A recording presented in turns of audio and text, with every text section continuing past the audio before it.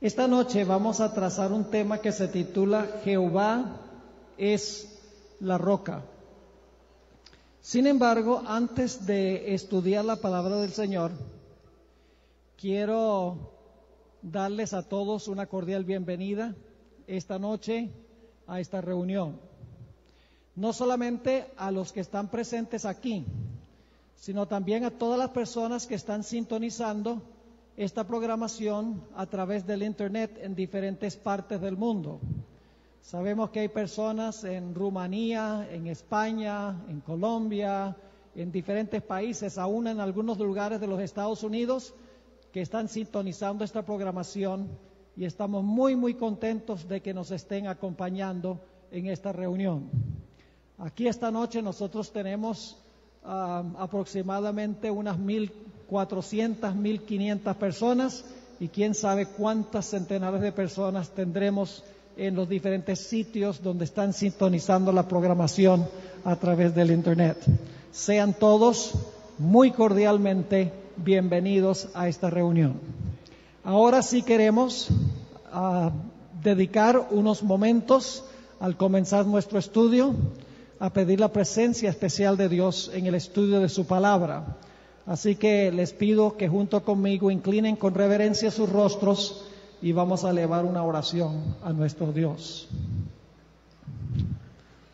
Nuestro querido Padre, nuestro Dios, omnipotente, omnipresente, omnisciente, todopoderoso, inmortal, te damos gracias porque tú te dignas a venir a este lugar por medio de tu Santo Espíritu y tus ángeles para estar con nosotros. Oh Padre, en este mundo rebelde, tú todavía inclinas tu oído para escuchar nuestra oración. ¡Qué maravilloso! Y Padre, esta noche, antes de abrir las páginas de tu santo libro, sabemos que necesitamos ayuda divina. Sabemos que la sabiduría divina, la sabiduría humana no puede comenzar ni siquiera a abarcar el significado de tu palabra. Así que pedimos que el mismo Espíritu que inspiró la Biblia pueda venir a explicarnos lo que vamos a estudiar en esta noche. Te ruego no solo por los que estamos aquí, sino por aquellos que están viendo a través del Internet, a través de todo el mundo. Te damos gracias, Padre, por la promesa de que cuando venimos con fe, tú escuchas nuestra oración. Y te pedimos, Señor, que respondas esta plegaria, porque te lo pedimos en el precioso nombre de tu Hijo, Cristo Jesús. Amén. Existe un vínculo indisoluble, inseparable, entre la muerte de Cristo Jesús en la cruz y el fuego que descendió del cielo en el día del Pentecostés. La vasta mayoría de los cristianos, incluyendo muchos adventistas, cuando hablamos del Pentecostés, se enfocan mayormente en lo que sucedió en la tierra en el día del Pentecostés. Todos sabemos que en la tierra hubo un recio viento. Dice la Biblia que se vieron lenguas como de fuego y los apóstoles comenzaron a hablar en lenguas, es decir, en idiomas que ellos no habían estudiado antes. Todos conocemos bien estos fenómenos que ocurrieron en la tierra en el día del Pentecostés. Pero son pocos los que conocen lo que sucedió en el cielo al mismo tiempo. Es decir, que el evento importante en el día del Pentecostés no ocurrió en la tierra. El evento importante en el día del Pentecostés ocurrió o sucedió en el cielo. Y lo que pasó en la tierra sencillamente fue un anuncio terrenal del evento que se estaba realizando en el cielo. Es decir, las lenguas de fuego en la tierra fueron un anuncio en la tierra en cuanto a un evento muy importante que estaba sucediendo al mismo tiempo en el santuario celestial. Ahora quiero comenzar nuestro estudio hoy mencionando un patrón que existe en la Sagrada Escritura a través de todo el Antiguo Testamento. En realidad lo que encontramos es que se ofrece un sacrificio o un holocausto y luego Dios muestra su aceptación del holocausto lloviendo fuego del cielo para consumir el sacrificio. Vez tras vez tras vez en el Antiguo Testamento encontramos este patrón, a donde se ofrece un holocausto y entonces cae fuego del cielo como señal de que Dios aceptaba ese sacrificio u holocausto. Quiero darles varios ejemplos de este patrón en la Biblia. El primer ejemplo que les voy a dar, la Biblia no dice explícitamente que cayó fuego del cielo cuando se ofreció el sacrificio. Lo dice el espíritu de profecía. Tal vez alguna persona dirá, bueno, eso es el espíritu de profecía, pero la Biblia no lo dice. Pero vamos a encontrar que en todos los otros casos hay el patrón del sacrificio y el fuego. Así que es muy razonable pensar que en el primer sacrificio de la historia sucedió la misma cosa. El primer ejemplo al cual me refiero es el sacrificio que ofreció Abel.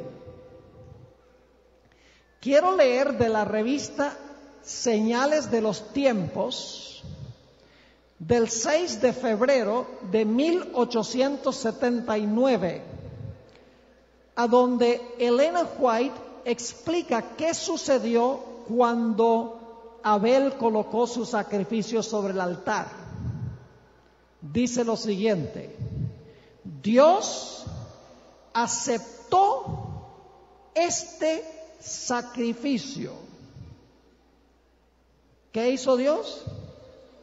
Aceptó este sacrificio y fuego descendió del cielo y lo consumió.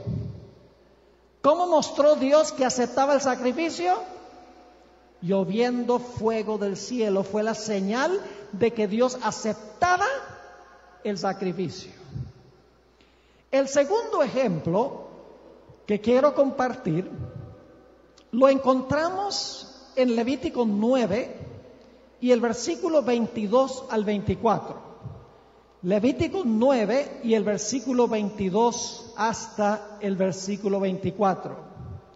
Está hablando aquí de la inauguración del tabernáculo en el desierto, el comienzo de los servicios del santuario en el desierto. Se colocaron las víctimas sobre el altar y luego quiero que noten qué fue lo que sucedió. Levítico 9, 22. Después alzó Aarón sus manos hacia el pueblo y lo bendijo. Y después de hacer la expiación, el holocausto y el sacrificio de paz, descendió. Y entraron Moisés y Aarón en el tabernáculo de reunión. Y salieron y bendijeron al pueblo, y la gloria de Jehová se apareció a todo el pueblo. Ahora escuchen, versículo 24. Y salió fuego de delante de Jehová y consumió el holocausto con las grosuras sobre el altar. Y viéndolo todo el pueblo, alabaron y se postraron sobre sus rostros. Mismo patrón. Cuando se comenzaron los sacrificios en el santuario en el desierto, dice que se colocaron las víctimas sobre el altar y luego Dios llovió fuego del cielo para consumir los sacrificios en señal que Dios aceptaba esos sacrificios. El siguiente ejemplo lo vamos a conseguir en Primera de Crónicas 21:26. Primera de Crónicas, el capítulo 21 y el versículo 26. Esto habla de un sacrificio que hizo el rey David en la era de Ornán Jebuseo. Es decir, nos estamos moviendo hacia adelante en el Antiguo Testamento. Empezamos con Abel, luego continuamos con el tabernáculo en el desierto. Ahora nos movemos hacia adelante al periodo de la monarquía hebrea, el periodo de los reyes de Israel. Primera de Crónicas 21:26 habla del holocausto que ofreció David en la era de Ornán Jebuseo y dice lo siguiente: y edificó allí David un altar a Jehová, en el que ofreció holocaustos y ofrendas de paz, e invocó a Jehová, quien le respondió por fuego desde los cielos en el altar del holocausto. Sacrificio, fuego. El siguiente ejemplo lo vamos a sustraer del momento cuando se dedicó el templo que construyó Salomón. La historia se halla relatada en Segunda de Crónicas 7 y el versículo 1. Segunda de Crónicas, el capítulo 7 y el versículo 1. Esto es el momento cuando se inauguró o cuando se dedicó el templo que construyó Salomón. Un templo permanente, porque el tabernáculo en el desierto había sido una carpa provisional, pero ahora el pueblo estaba en la tierra de Canaán y Dios mandó a edificar una estructura permanente de piedra. Y fíjense lo que dice en 2 de Crónicas 7:1, cuando Salomón terminó de orar. Dice allí: cuando Salomón acabó de orar, descendió fuego de los cielos y consumió el holocausto y las víctimas, y la gloria de Jehová llenó la casa. Sacrificio, fuego, en señal que Dios aceptaba el sacrificio. El último ejemplo que quiero darles del Antiguo Testamento es de la época de los profetas. Ustedes recuerdan la historia del profeta Elías. Cuando Elías colocó las víctimas sobre el altar que él había edificado, ¿cómo demostró Dios su aceptación de los sacrificios que hizo Elías? Vamos a leerlo en Primera de Reyes, el capítulo 18 y el versículo 38. Primera de Reyes 18 y el versículo 38. Dice allí: entonces cayó fuego de Jehová y consumió el holocausto, la leña, las piedras y el polvo, y aún lamió el agua que estaba en la zanja. Viéndolo todo el pueblo, se postraron y dijeron: Jehová es el Dios, Jehová es el Dios. Así que tenemos este patrón desde el primer sacrificio hasta el tiempo de los profetas. a donde se colocaban víctimas sobre el altar y luego Dios demostraba que Él aceptaba o aprobaba de esos sacrificios, lloviendo fuego del cielo para consumir los sacrificios. Ahora quiero compartir con ustedes otro simbolismo que enseña la misma lección. Ya no es sacrificio y fuego, sino son otros símbolos que enseñan la misma lección, donde Dios comparte la misma enseñanza. Me refiero a las referencias en el Antiguo Testamento cuando salió el agua de la roca. Hay dos episodios en el Antiguo Testamento que describen agua que salió de la roca. Ahora, yo quisiera que fuéramos a la primera historia del agua que salió de la roca, en Éxodo 17 y los versículos 1 al 6. Y recuerden que aunque son diferentes símbolos, enseña la misma lección. Sacrificio, fuego, en esta historia es golpear la roca, agua. Tanto el agua como el fuego representa ¿qué cosa? El Espíritu Santo. Ahora noten Éxodo 17 y el versículo 1. Toda la congregación de los hijos de Israel partió del desierto de Sin por sus jornadas, conforme al mandamiento de Jehová, y acamparon en Refidim, y no había agua para que el pueblo bebiese. Y altercó el pueblo con Moisés, y dijeron: danos agua para que bebamos. Y Moisés les dijo: ¿por qué altercáis conmigo? ¿Por qué tentáis a Jehová? Así que el pueblo tuvo allí sed y murmuró contra Moisés y dijo: ¿por qué nos hiciste subir de Egipto para matarnos de sed a nosotros, a nuestros hijos y a nuestros ganados? Entonces clamó Moisés a Jehová diciendo: ¿qué haré con este pueblo? De aquí a un poco me apedrearán. ¡Qué pueblo tan ingrato! Habían visto las plagas de Egipto. Habían visto las aguas del Mar Rojo abrirse para preparar un camino para su escape. Habían visto cómo las aguas enfurecidas se habían tragado a sus enemigos, los egipcios. Ya había caído del cielo maná para alimentar a todo el pueblo de Israel. Y ahora, porque no tenían agua, estaban murmurando contra Moisés y contra Dios. Yo pregunto, ¿estaban pecando contra Dios?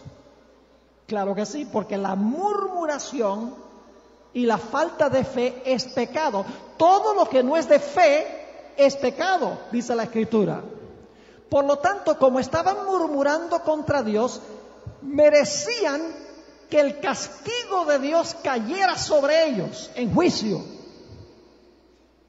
Pero quiero que noten que sucede algo muy extraño aquí. El juicio debía caer sobre ellos. Pero fíjense lo que dice en el versículo 5. Y Jehová dijo a Moisés: pasa delante del pueblo y toma contigo de los ancianos de Israel. Y toma también en tu mano tu vara, con que golpeaste el río. Se refiere al Mar Rojo. Y ve. Ahora escuchen bien. Está hablando aquí Jehová. He aquí que yo estaré delante de ti allí sobre la peña en Horeb. Yo no sé si ustedes están captando el cuadro aquí. Está la roca, la peña en Horeb, y parado encima de la roca está Jehová. Vamos a encontrar que está el símbolo y lo que representa el símbolo. La figura y la realidad se encuentran allí. Y fíjense lo que sigue diciendo. He aquí yo estaré delante de ti allí sobre la peña en Horeb. Y golpearás la peña. Recuerden esa palabra golpearás, que es muy importante. Golpearás la peña.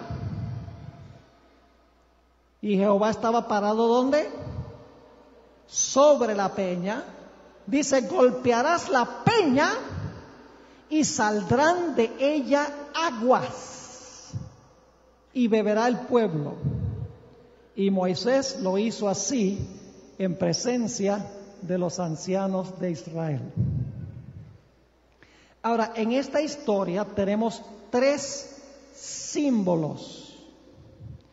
Y si entendemos lo que representan los símbolos, vamos a entender lo que Dios quiso enseñar con esta historia. Hablemos en primer lugar de la roca, porque hay 3 símbolos: una roca, una vara y agua. Hablemos en primer lugar de la roca. ¿Qué simbolizaba o representaba la roca? ¿Saben algo?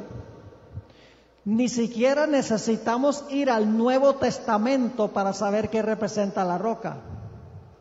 El pueblo de Israel debería haber sabido en su época qué representaba la roca. Noten lo que declara Deuteronomio, el capítulo 32 y el versículo 4. Israel debería haber entendido que la roca era simbólica, que la roca representaba algo mucho mayor que una piedra literal. Dice allí en Deuteronomio 32:4, hablando de Jehová, dice, Él es la roca. ¿Quién es la roca? Jehová. Él es la roca cuya obra es perfecta, porque todos sus caminos son rectitud, Dios de verdad, y sin ninguna iniquidad en él, es justo y recto. Yo pregunto, ¿ya en el Antiguo Testamento el pueblo debía haber sabido que la roca representaba a Jehová, sí o no? Ya en el Antiguo Testamento dice que la roca representaba a Jehová. Ahora, más específicamente, ¿qué persona es la persona que se denomina Jehová aquí? En nuestro tema del viernes, no se lo pierdan, vamos a hablar de la fórmula bautismal, Dios mediante, vamos a encontrar que el Padre se llama Jehová, el Hijo se llama Jehová y el Espíritu Santo también se llama Jehová. Las 3 personas tienen el nombre Jehová. Esto es bíblico, se los voy a comprobar de la Biblia. Ahora, la pregunta clave aquí es, ¿cuál de las 3 personas cuyo nombre es Jehová es representado por la roca en esta historia? No hay que adivinar. Vayan conmigo a 1 de Corintios, el capítulo 10 y el versículo 1 hasta el versículo 4. 1 de Corintios, el capítulo 10 y el versículo 1 hasta el versículo 4. Aquí el apóstol Pablo está recordando la experiencia del pueblo de Israel en el desierto. Y fíjense lo que dice.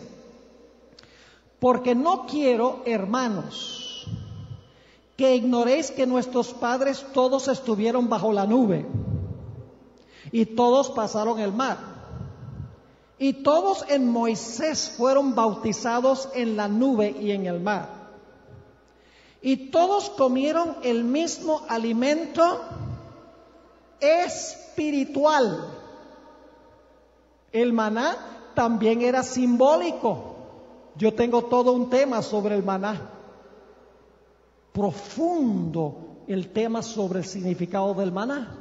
Jesús dijo, yo soy el maná vivo que descendió del cielo. No era solo pan literal, sino que era simbólico de Jesús.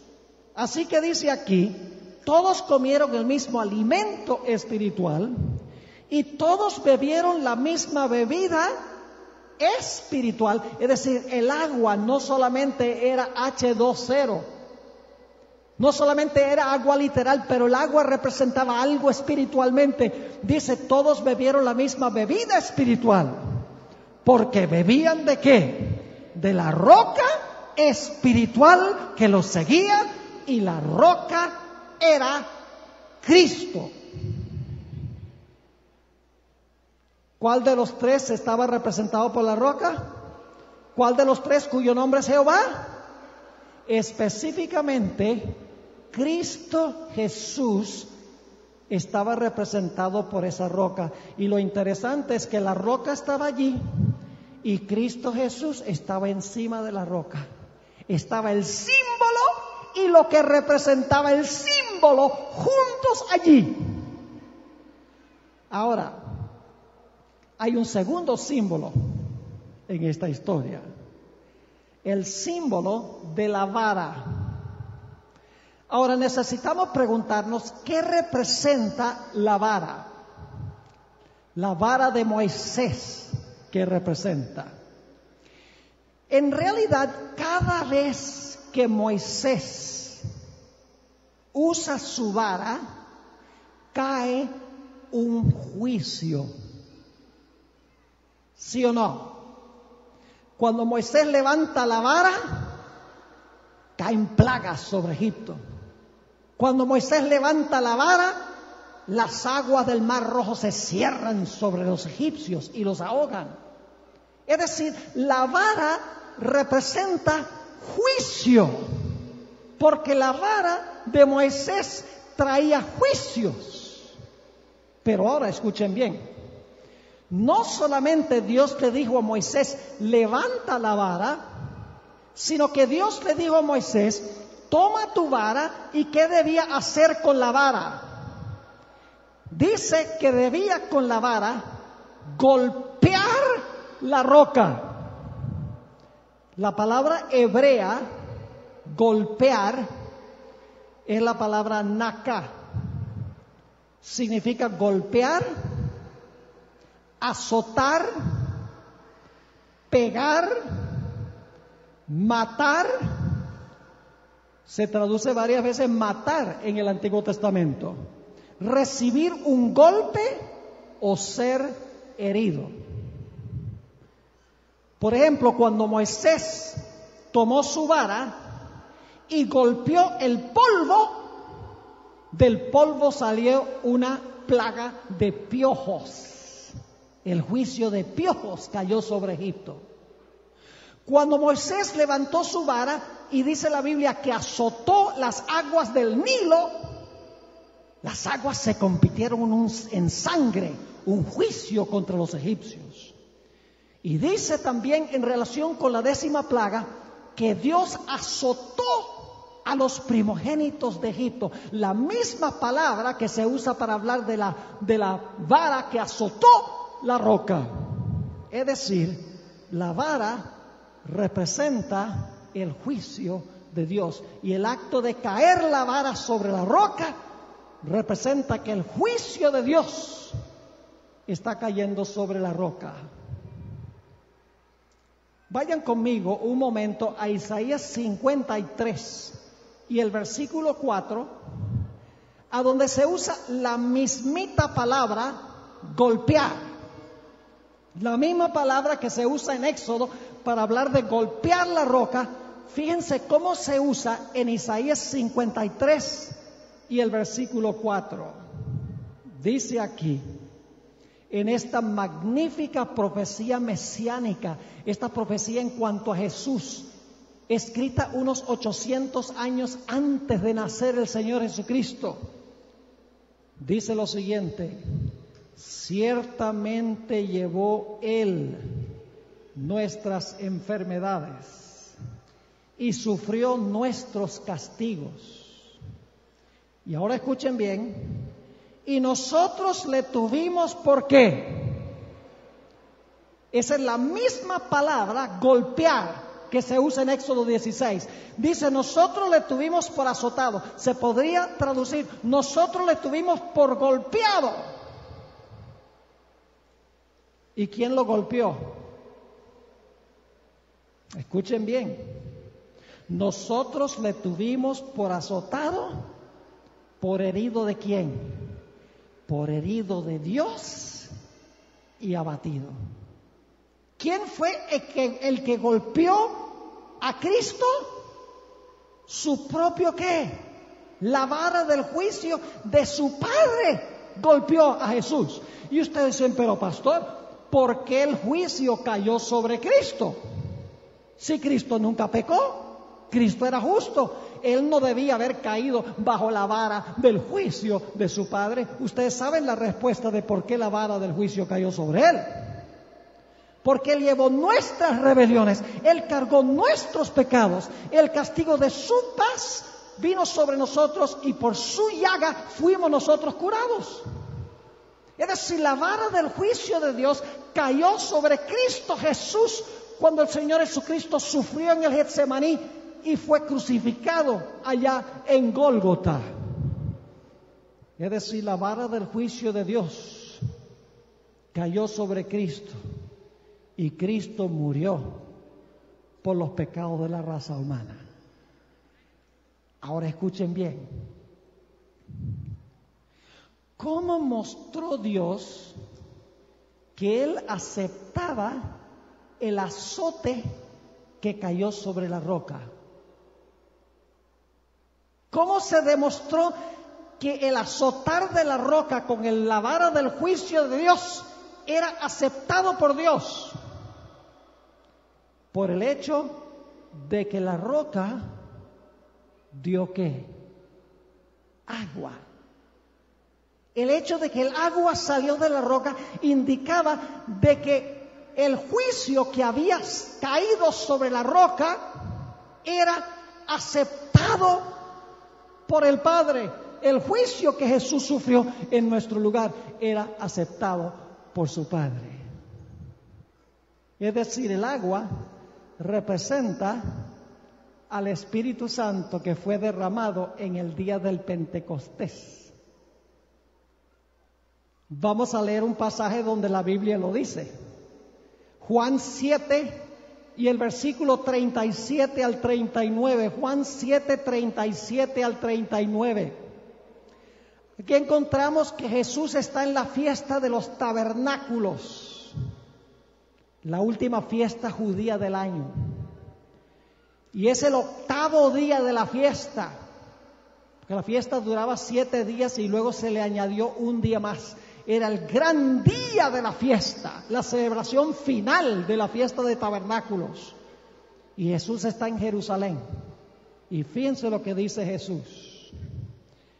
En el último y gran día de la fiesta, Jesús se puso en pie y alzó la voz diciendo: si alguno tiene sed, venga a mí y beba. ¿Quién dice Jesús que es la roca aquí? Él está diciendo, yo soy la roca y si alguien tiene sed, ¿qué? Venga a mí para beber.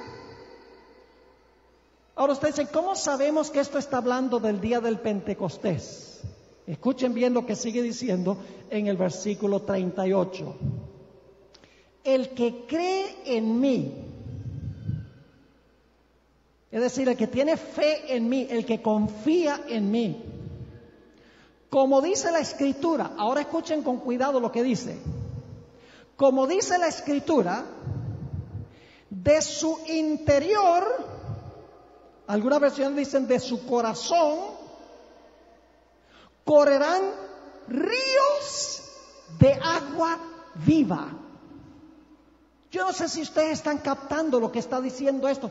Jesús dice, vengan a mí y beban.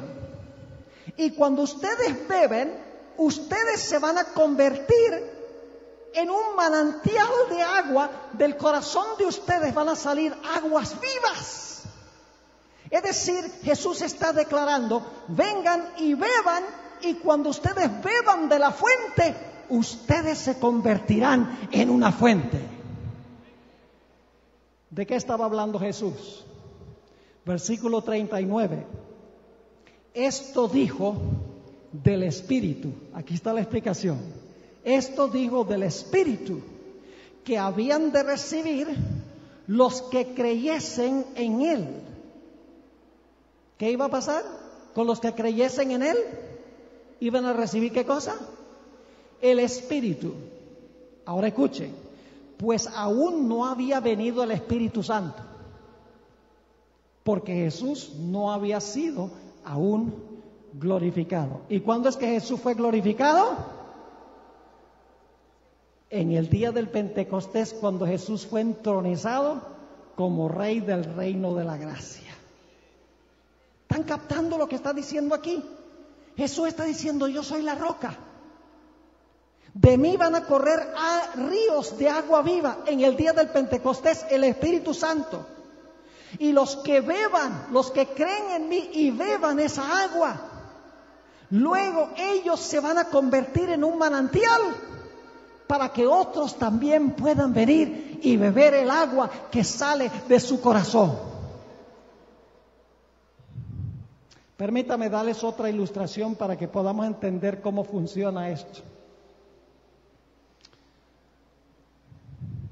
El Señor Jesucristo declaró, yo soy la luz del mundo.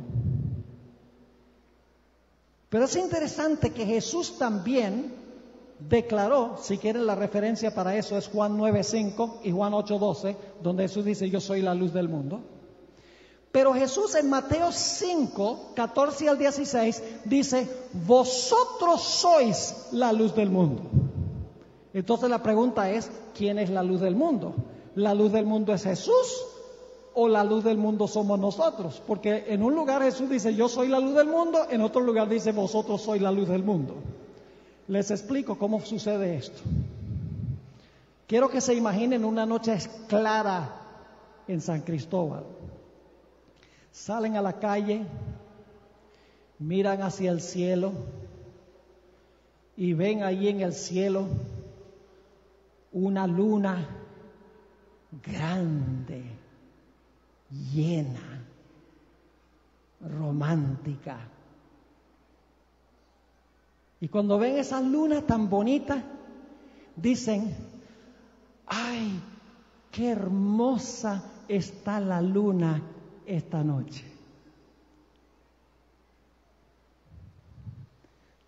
Solamente es parcialmente cierto eso.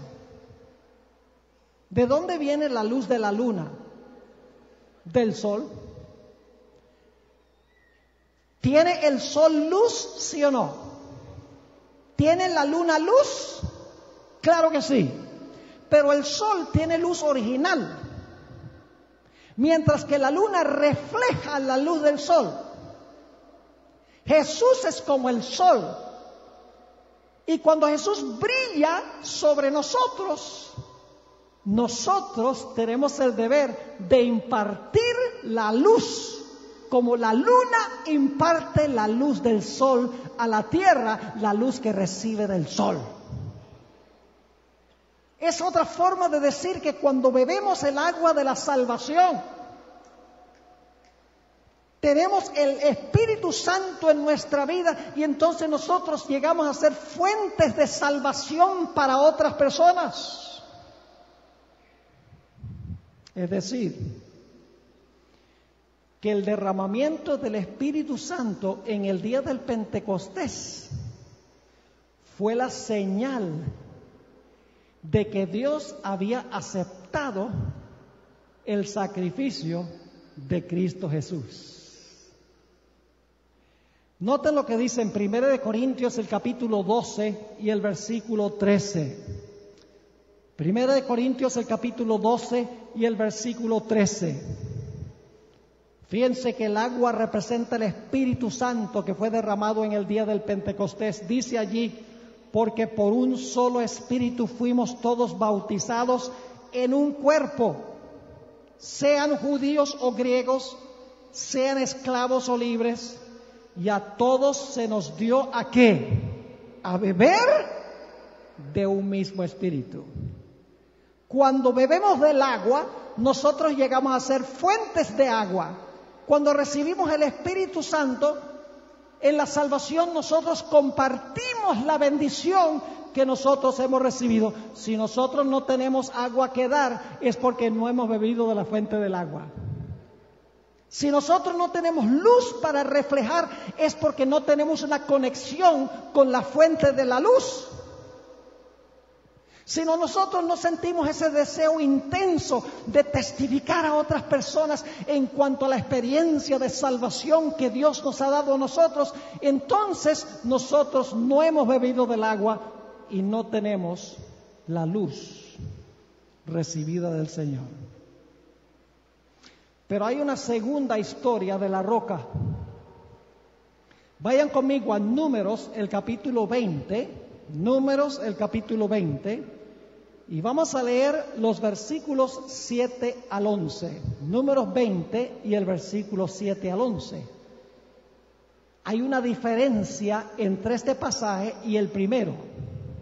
Dice, y habló Jehová a Moisés diciendo, toma la vara y reúne la congregación, tú y Aarón tu hermano. Y ahora escuchen esto. Y hablad a la peña. ¿Le dijo que golpeara la peña? No, la segunda vez debía ¿qué? Hablad a la peña a la vista de ellos y ella dará su agua.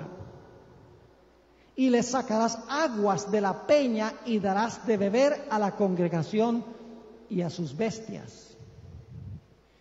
Ahora Moisés estaba ya que se le había agotado la paciencia. Habían pasado casi 40 años. Y ya Moisés dice, suficiente es suficiente.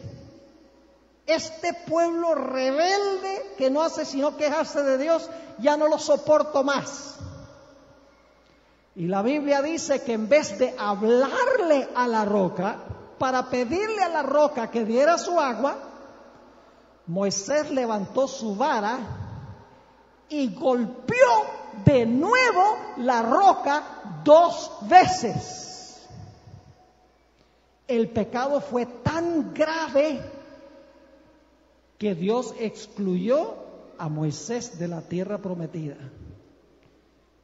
Y cuando yo era niño, yo recuerdo que a veces pensaba, oye, pero ¿por qué fue Dios tan drástico en el castigo de Moisés? Si él había pasado 40 años en el desierto, anhelaba entrar con su pueblo a Canaán, ¿por qué es que Dios fue tan drástico en su castigo?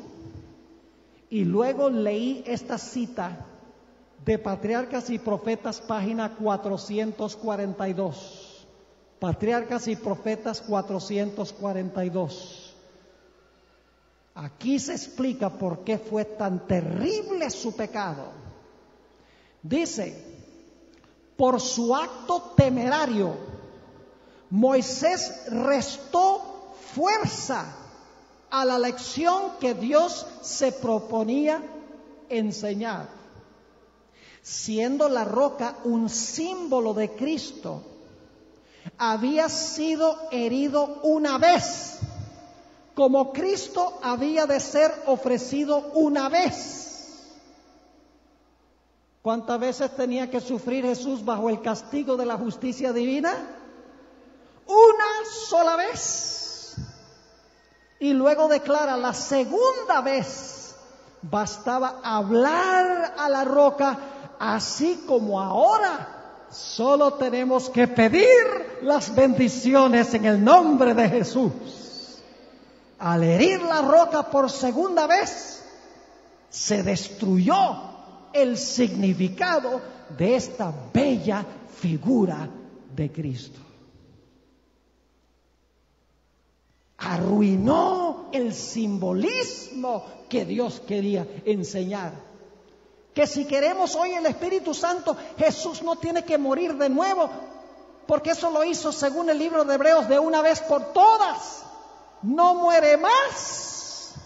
Si queremos recibir el Espíritu Santo hoy, que ya fue derramado en el día del Pentecostés y que está disponible porque Cristo murió, lo único que tenemos que hacer es pedir en oración el Espíritu Santo. Eso es lo que declaró Jesús en Lucas 11 y el versículo 13. Lucas 11 y el versículo 13. Dice, hablando Jesús: pues si vosotros, siendo malos, sabéis dar buenas dádivas a vuestros hijos, cuánto más vuestro Padre Celestial dará el Espíritu Santo a los que se lo pidan. Pedid y se os dará, dijo el Señor Jesucristo. El libro de Hebreos dice que Jesús no muere de nuevo. Y ahora les voy a decir algo solemne e importante. La Iglesia romana enseña que en cada misa se sacrifica a Jesús de nuevo. Por eso se conoce como el sacrificio de la misa. Ese es el mismo pecado que cometió Moisés, porque da la impresión de que Jesús tiene que seguir muriendo y muriendo y muriendo. Pero la Biblia dice que cuando Jesús murió, murió de una vez por todas. Si Dios excluyó a Moisés de la tierra prometida, claro, se arrepintió de su pecado. ¿Cómo se siente Dios cuando la iglesia hoy enseña que Jesús tiene que ser sacrificado vez tras vez tras vez en el sacrificio de la misa? Ahora queremos hablar un poco más sobre lo que ocurrió en el día del Pentecostés. El Señor Jesucristo, como hemos estudiado, vino a esta tierra primordialmente para dos cosas. En primer lugar, el Señor Jesucristo vino a esta tierra para vivir una vida perfecta. En segundo lugar, el Señor Jesucristo vino a esta tierra para sufrir la muerte. ¿Por qué? La muerte por el pecado. Vino a vivir por todos los seres humanos y vino a morir por todos los seres humanos. Vino a vivir y a morir en nuestro lugar. Y cuando el Señor Jesucristo expiró en la cruz, tenía una vida perfecta y tenía una muerte por el pecado disponible para cada ser humano en el planeta Tierra. Es decir, tenía ciertos beneficios que ahora el Señor Jesucristo podía darle a aquellas personas que vienen a Él con fe. Ahora, el santuario ilustra los pasos en la obra de Jesús. Generalmente cuando estudiamos el santuario, comenzamos en el atrio, en el altar del sacrificio. No debemos comenzar en el atrio, en el altar del sacrificio. Tenemos que comenzar en el campamento, donde vivían los pecadores. Antes que Jesús muriera, dice que el Verbo se hizo carne y habitó entre nosotros. Jesús primero tenía que vivir una vida perfecta, tenía que vivir una vida sin pecado para que pudiera ser una víctima sin mancha en su sacrificio. Es decir, primero vino al campamento del santuario y allí fue tentado en todo como nosotros, sin pecado, vivió una vida perfecta en lugar de todos los seres humanos. Luego el Señor Jesucristo fue al altar del sacrificio. En el altar del sacrificio se colocaban las víctimas que habían sido sacrificadas. ¿Eso representa qué aspecto de la obra de Cristo? Representa su muerte en la cruz por los pecados de todos los seres humanos. En el campamento vivió por todos, en el altar del sacrificio murió por todos, y luego en el lavacro o en la fuente que ustedes pueden ver aquí, el Señor Jesucristo resucitó de los muertos, porque al lavacro se le llama el lavacro de la regeneración. Es decir, el lavacro representaba la resurrección de Cristo. Vivió en el campamento, murió en el altar y en el lavacro resucitó de los muertos. Ahora yo pregunto, ¿a dónde fue Jesús después de su resurrección? ¿Saben lo que dice la mayoría de los cristianos? Que el Señor Jesucristo se fue directamente al lugar santísimo. Es decir, del atrio, el Señor Jesucristo saltó por encima del lugar santo y se metió directamente al lugar santísimo. Eso no cuadra con el simbolismo del santuario, porque después del campamento, el altar del sacrificio y el lavacro, ¿cuál era el siguiente lugar a donde el sacerdote ministraba? El sacerdote ministraba ¿dónde? En el lugar santo del santuario. Es decir, el Señor Jesucristo vivió, murió, resucitó y luego el Señor Jesucristo entró al lugar santo del santuario.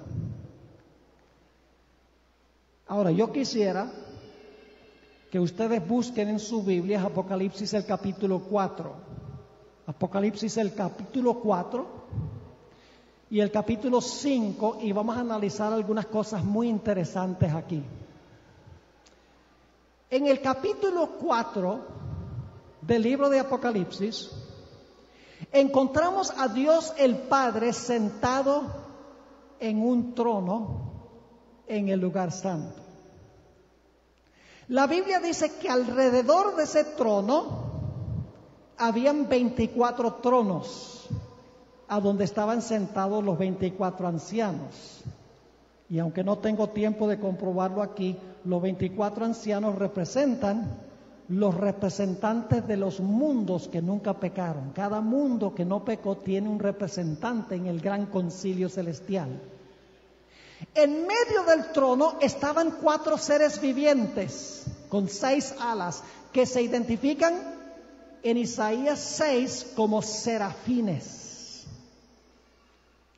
Es decir que en el capítulo 4 de Apocalipsis está el Padre sentado en el trono, están los representantes de los mundos alrededor del trono, están los serafines y creo también los querubines, porque son muy parecidos, allí también, en medio del trono, y quiero que noten lo que está delante del trono. Apocalipsis 4 y el versículo 5.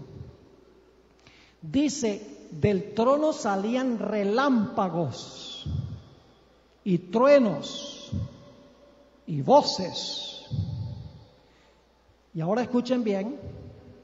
Y delante del trono ardían 7 lámparas de ¿qué? ¿De qué eran las lámparas? 7 lámparas de fuego, las cuales son los ¿qué? Los 7 espíritus de Dios. ¿Saben quién más estaba allí? El Espíritu Santo. Y ustedes dicen, ¿el Espíritu Santo entonces son 7? No. El número 7 en la Biblia representa ¿qué cosa? Representa plenitud, totalidad. Es decir, delante del trono estaba la plenitud del Espíritu Santo. Y allí en el capítulo 4, ustedes pueden escuchar los himnos de los que están cantando. Están cantando en honor a Dios el Padre que está sentado en el trono porque Él es el creador. En el capítulo 4 no aparece Jesús. En el capítulo 4 no aparece la hueste angélica. En el capítulo 4 solamente está el Padre, solamente están los representantes de los mundos, los querubines y los serafines y el Espíritu Santo delante del trono. Pero en el capítulo 4 no está Jesús, ni tampoco está la hueste de millones de ángeles. Y por lo tanto uno se pregunta, ¿a dónde estaba la hueste angélica y a dónde estaba Jesús?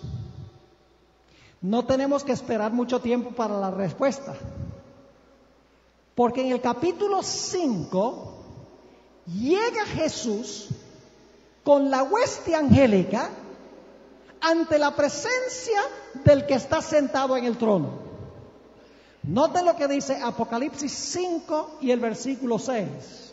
Apocalipsis el capítulo 5 y el versículo 6. Ahora llega Jesús con la hueste angélica. Yo pregunto, ¿a dónde estaba la hueste angélica? La hueste angélica había venido a la tierra para buscar ¿a quién? Para buscar a Cristo. Y ascendieron al cielo y ahora entran ante la presencia de Dios en el lugar santo.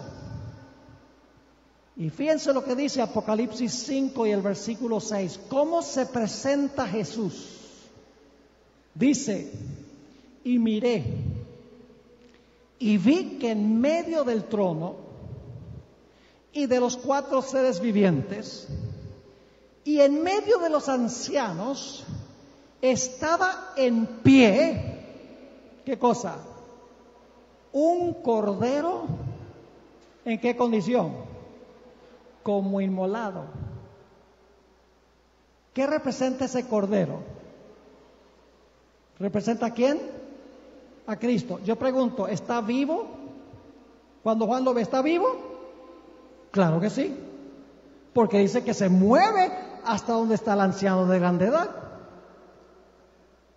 Es decir, ahora se presenta Jesús y se está presentando como ¿qué? Como el cordero que recién fue sacrificado. ¿A dónde fue sacrificado? En la tierra, pero ahora está en el cielo. Y se presenta delante de sus padres, de su padre, como cordero inmolado. Y ahora quiero que noten un detalle muy interesante. En el capítulo 4 dice que los 7 espíritus estaban allí, delante del trono. Pero cuando Jesús se presenta como cordero inmolado, algo pasa con los 7 espíritus.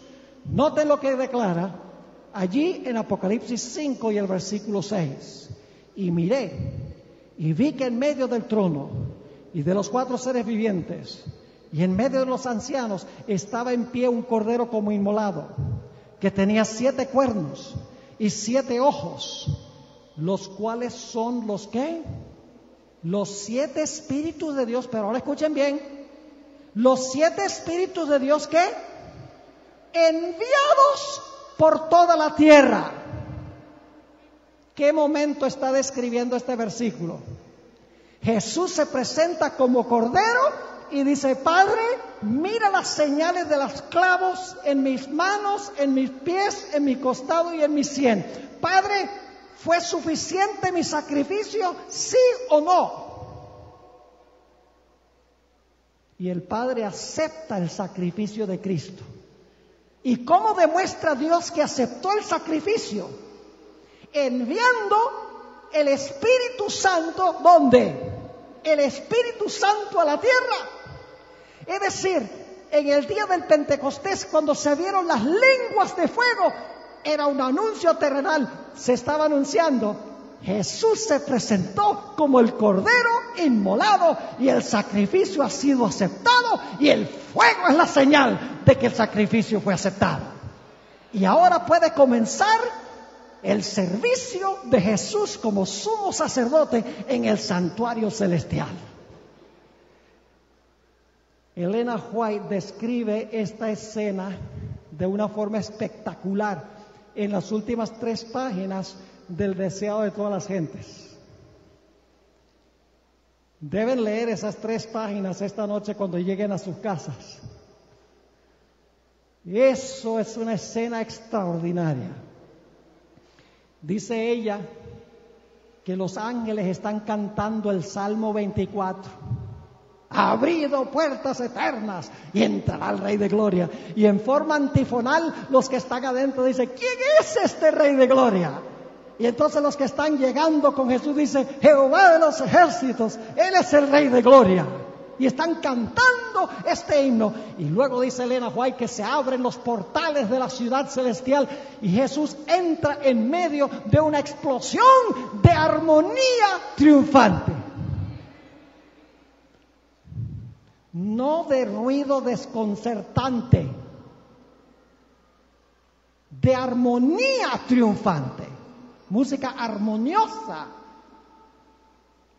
Y luego dice ella que Jesús levanta las manos y le dice a todos los que están cantando: silencio,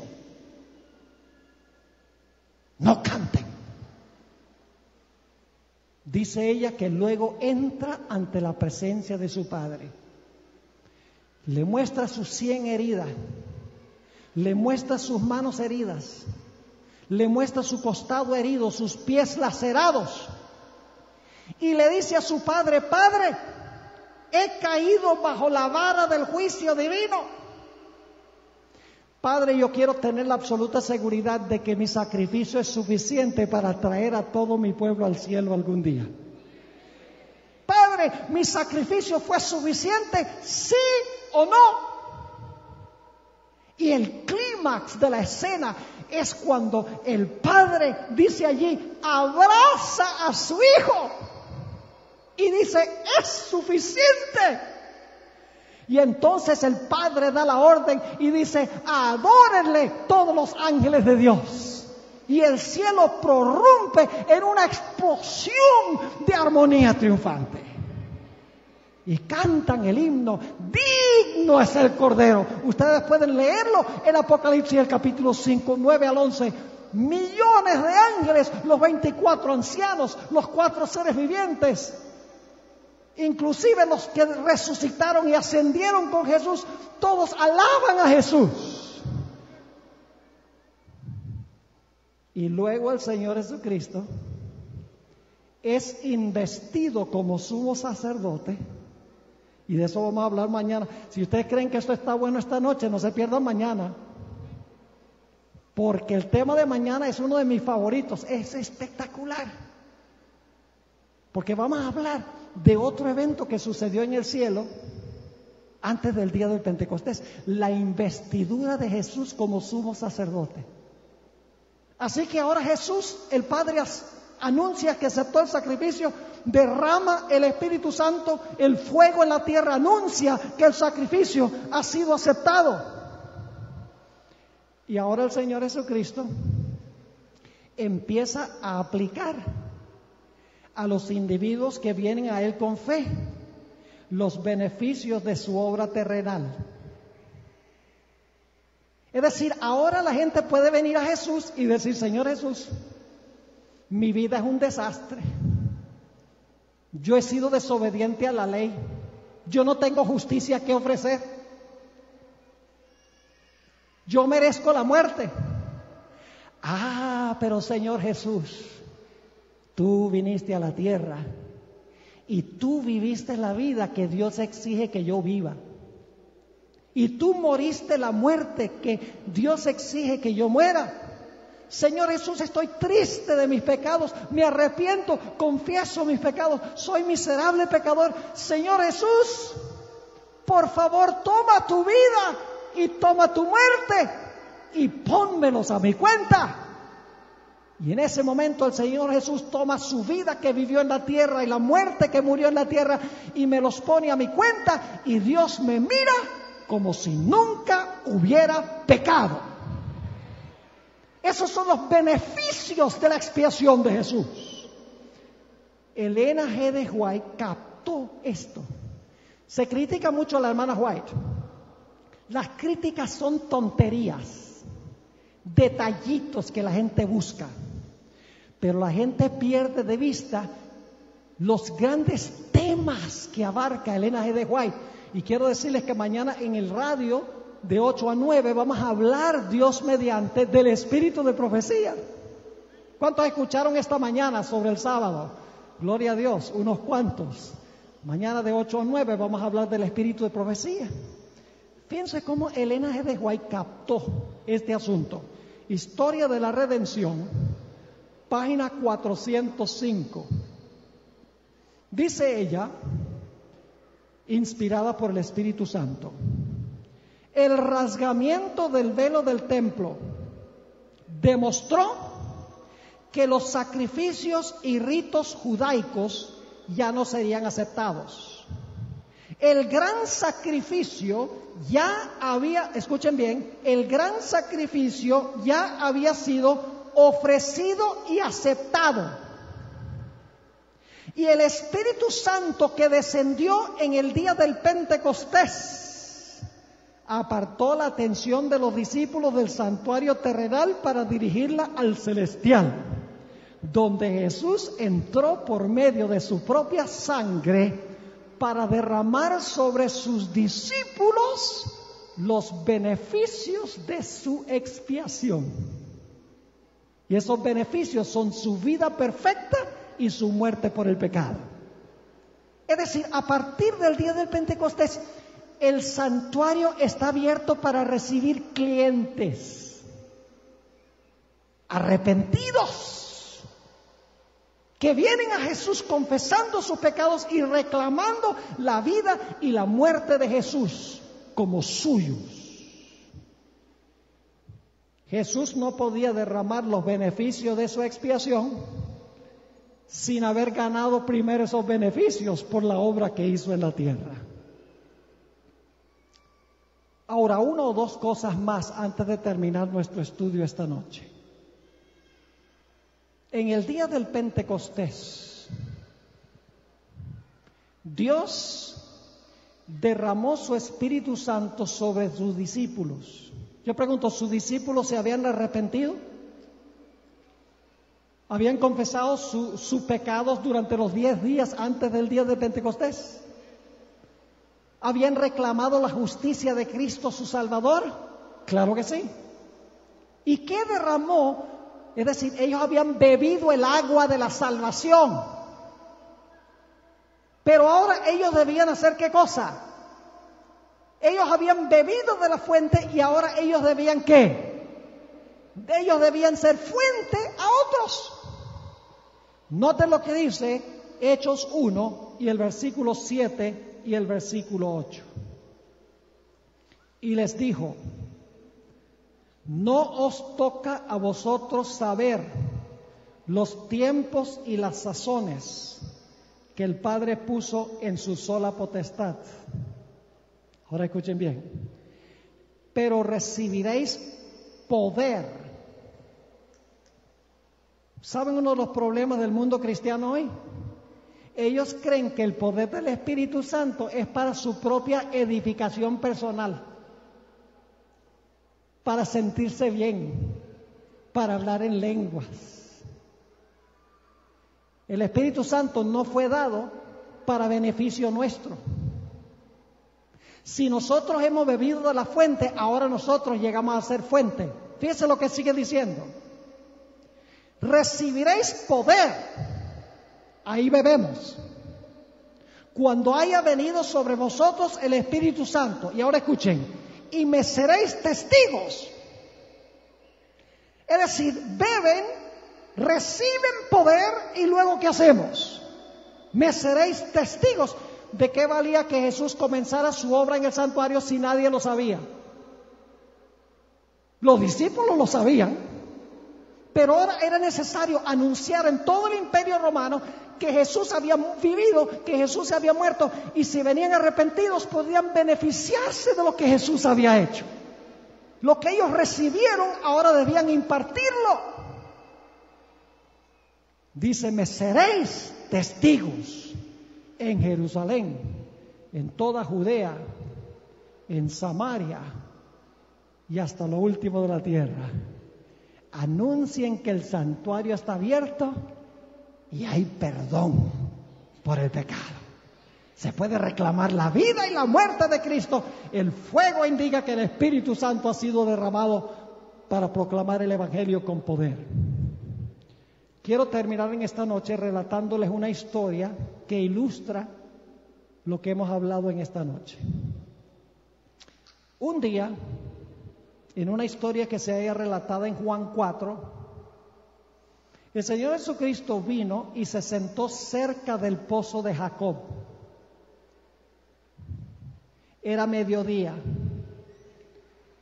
Se acerca una mujer que conocemos como la mujer samaritana a sacar agua. En Israel la gente no saca agua a mediodía porque está haciendo demasiado calor, pero ella vino a mediodía porque tenía una vida turbia e inmoral y le daba pena encontrarse con gente. Y ahí Jesús estaba sentado. Y le dice este judío a la mujer samaritana: dame agua de beber. Y la mujer dice: ¿cómo es que tú, siendo judío, le pides a una mujer samaritana agua de beber? Y quiero que noten que en esta historia el concepto que tiene la mujer de Cristo crece cada vez. Al principio Jesús es un judío. Luego ella dice: yo creo que tú eres un profeta. Y termina diciendo: yo creo que tú eres el Mesías. Crece en su apreciación de Jesús. Y el Señor Jesucristo entonces le dice a la mujer, Juan 4, 13 y 14, escuchen bien, Juan 4, 13 y 14. Respondió Jesús y le dijo: cualquiera que bebiere de esta agua volverá a tener sed. Ahora escuchen bien, mas el que bebiere del agua que yo le daré, futuro, mas el que bebiere del agua que yo le daré, no tendrá sed jamás. ¿Qué es lo primero que se hace? Beber, ¿verdad? El que bebiere, dice, no tendrá sed jamás. Y ahora escuchen, sino que el agua que yo le daré será en él una fuente de agua que salte para vida eterna. Bebes de la fuente y tú llegas a ser una fuente. Es lo que Jesús está diciendo. Ese día la mujer fue salva. No se había derramado el Espíritu Santo, pero ella entendió lo que Jesús estaba diciendo. Aceptó la promesa y se salvó. ¿Sabe qué hizo la samaritana? Se fue al pueblo donde vivía, a Sicar. Y ya no tenía vergüenza, ya no le importaba su vida inmoral. Le dice a los habitantes: mire, ustedes tienen que venir a escuchar las palabras de este hombre que acabé de conocer. Yo creo que es el Mesías. Me dio agua de vida. Y esta mujer se trajo a todo el pueblo de Sicar, a donde estaba Jesús. Mientras la mujer viene con los habitantes de Sicar para escuchar y conocer a Jesús, los discípulos a quienes Jesús había enviado para comprar algo de comida regresaron y le dijeron a Jesús: aquí trajimos la comida que nos mandaste a comprar. Y Jesús dice: mi comida y mi bebida es hacer la voluntad de mi Padre y concluir la obra que me ha dado. Y los discípulos, torpes como siempre, dijeron: debe ser que alguien le trajo comida. Y luego Jesús les explicó lo que quería decir. Dijo: ¿ustedes no han oído que hay 4 meses hasta la cosecha? Dicen: no hay 4 meses hasta la cosecha. Miren los campos, están blancos, listos para la cosecha. Jesús no estaba apuntando a campos de trigo ni de cebada. Jesús estaba apuntando hacia esta mujer que venía con todo el pueblo de Sicar a escuchar las palabras de Jesús. La mujer que bebió se constituyó misionera. Leo para terminar una cita donde la hermana White comenta esta historia. Esto se encuentra en el Ministerio de Curación 69 y 70. Nuestra última cita. Tan pronto como halló al Salvador, la mujer samaritana que habló con Jesús junto al pozo de Jacob, trajo otros a él. Ahora escuchen, así dio pruebas de ser una misionera más eficaz que los propios discípulos. Saben que muchas veces los adventistas decimos, bueno, la obra es difícil ahora, pero cuando caiga la lluvia tardía vamos a hacer una obra grande. Los discípulos también pensaban lo mismo. Escuchen lo que sigue diciendo. Los discípulos no vieron en Samaria indicios de que fuera un campo alentador. Fijaban sus pensamientos en una gran obra futura y no vieron que en derredor de sí había una mies que cegar. Pero por medio de la mujer a quienes ellos despreciaron, toda una ciudad llegó a oír a Jesús. Ella llevó enseguida la luz a sus compatriotas. Esta mujer representa la obra de una fe práctica en Cristo. Ahora viene la famosa cita que todos conocemos. Cada verdadero discípulo nace en el reino de Dios como misionero. Apenas llega a conocer al Salvador, desea hacerlo conocer a otros. La verdad salvadora y santificadora no puede quedar encerrada en su corazón. El que bebió no puede guardar el agua por dentro. En otras palabras, dice ella, el que bebe del agua viva llega a ser una fuente de vida. El que recibe se transforma en un dador. ¿Entendieron lo que estudiamos esta noche? Hermanos y hermanas, si cada uno de nosotros en verdad conociéramos personalmente a Jesús y fuéramos misioneros, no estaríamos más en este mundo. Pero es la indolencia y la insolencia inclusive del pueblo de Dios, la flojera espiritual. Nos hemos beneficiado de la salvación y la hemos acaparado. Y no nos damos cuenta que la salvación que entra es la salvación que debe salir. Dios quiera, mis hermanos y hermanas, que nosotros tomemos a pecho lo que hemos estudiado esta noche. El poder está allí. Cristo no tiene que morir de nuevo. El Espíritu Santo está nada más esperando, por medio del ministerio de los ángeles, ayudarnos en la obra de la evangelización, para que podamos contarle al mundo que Jesús está en el santuario, que podemos venir a Él arrepentidos, confesando nuestros pecados, con fe en Jesús, para recibir pleno perdón, para ser aceptados en el amado. Oremos. Padre, esta noche hemos estudiado un poco más sobre lo que sucedió en el día del Pentecostés.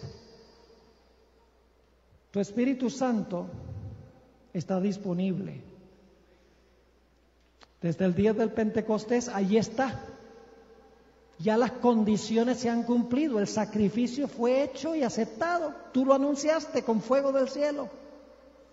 Lo único que tenemos que hacer hoy es venir arrepentidos a Jesús, confesar nuestros pecados, reclamar su justicia y recibir el poder de tu Santo Espíritu para proclamar el Evangelio con poder. Padre Celestial, si hay alguien aquí en esta noche que no ha tenido esta experiencia, te ruego que al regresar a nuestros hogares, que podamos reflexionar sobre lo que hemos estudiado y podamos orar para tener esta experiencia. Gracias, Padre, por haber estado con nosotros y gracias por acompañarnos al regresar a nuestros hogares, porque te lo pedimos en el nombre de Jesús. Amén.